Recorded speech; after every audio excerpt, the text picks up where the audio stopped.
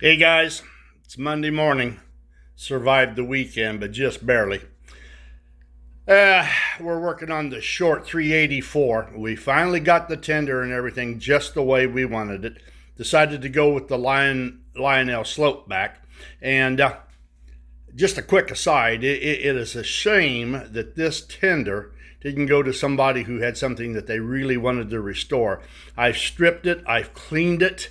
The tin is absolutely in basically perfect shape, not a dent on it, virtually no rust. Any rust that was on it was buffed out with a little bit of light sandpaper. So I'm going to clean it, and then we're going to go ahead and spray paint it, and we're going to do it in the traditional Lionel. It's going to be a black body with the coal bunker outlined in red, the handrails in red, and I may do the base in red. So that's next on the list. I had to fabricate a drawbar for it, and I wanted this thing to be close because this engine is stubby. If I had been building it, I would have liked to have had that rear set of drivers farther forward and the cab a little bit farther back. But the way it's hooked up with this tender right now really gives a pleasant look to it. It's very proportional. The other thing that I've got here is I'll have to put a coupler on the back. And what's interesting is I left the posts, those nibs that they solder into the body and hook the couplers to. Well, it just so happens that this clip, I don't know what they call them. They come in round and they're square. But when you slide it down on a round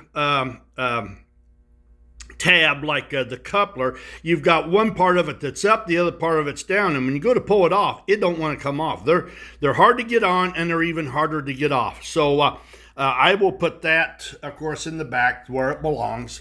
And we'll pretty much have it just the way we want it. But take a look at this. I think you can agree that it looks very proportional as it's running around, and I've got it close. It is really tight on the 41-inch radius track, but it doesn't touch, but it really looks good. So here we go.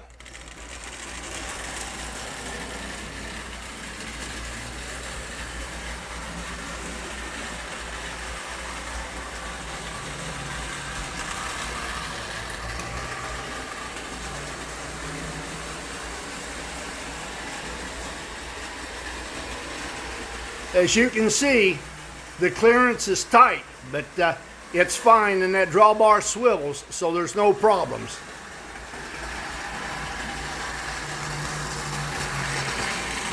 I think it looks really good.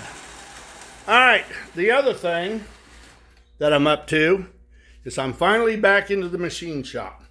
My friend who owns a machine shop's been taking care of his wife for the last 2 months with a hip that was broken 2 places, so I haven't had the use of his lathe. Well, yesterday, between BSing, helping him put the brakes on his Lexus, and running the lathe, I got a few things done. And what I've done is, I got a bunch of these Alco motors, like this. This is the one with magnet traction because the big hole there is for the axle that's got the magnet. The others are just standard axles, which is what I like to do.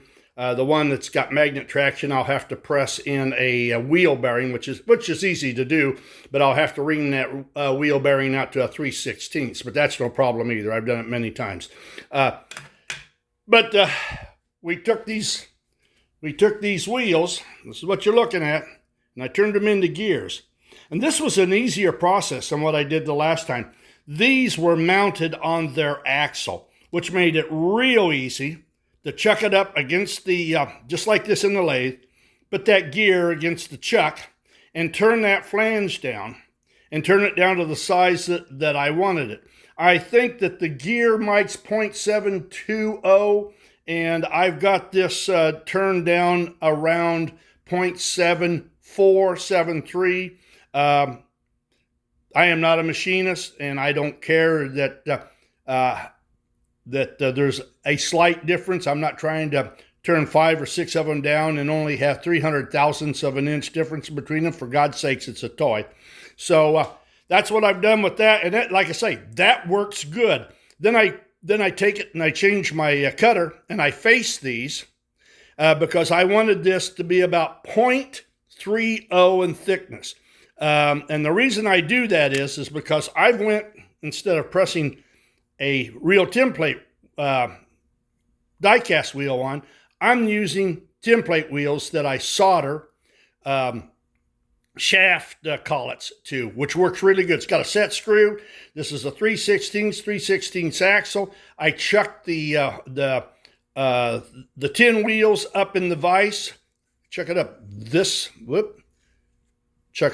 way because the teeth will hold it. I spin it and I drill it out. And then I can mount it on the axle, and I can do various other things. It gives me more versatility.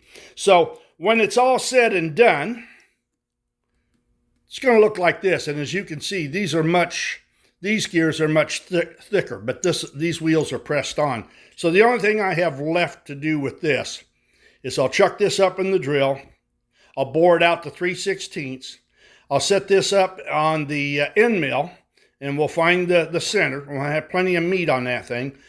I'll drill, I think it's the size 11. I'm not sure, no, 11 or 41. Anyhow, it's a 440 is what it will be drilled out for and tapped. I can't remember the size of the bit it takes to do that with. But we'll get that taken care of. I got a whole bunch of these things. I got gobs of them. I bought them. Oh, it's something else that's neat.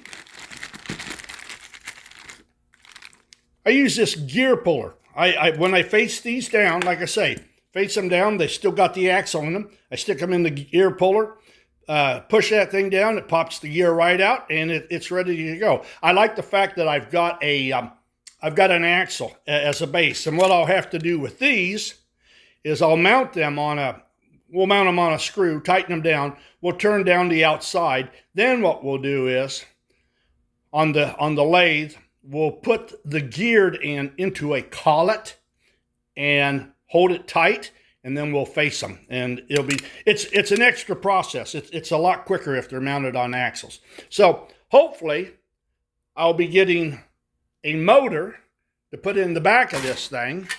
I already got it cut out and ready to go. Get this work done and start doing some test running with it. So that's where we're at. You guys have a good, safe week. It's going to be hot out there. Don't drink too much beer and pass out. Talk with you later. Toodaloo.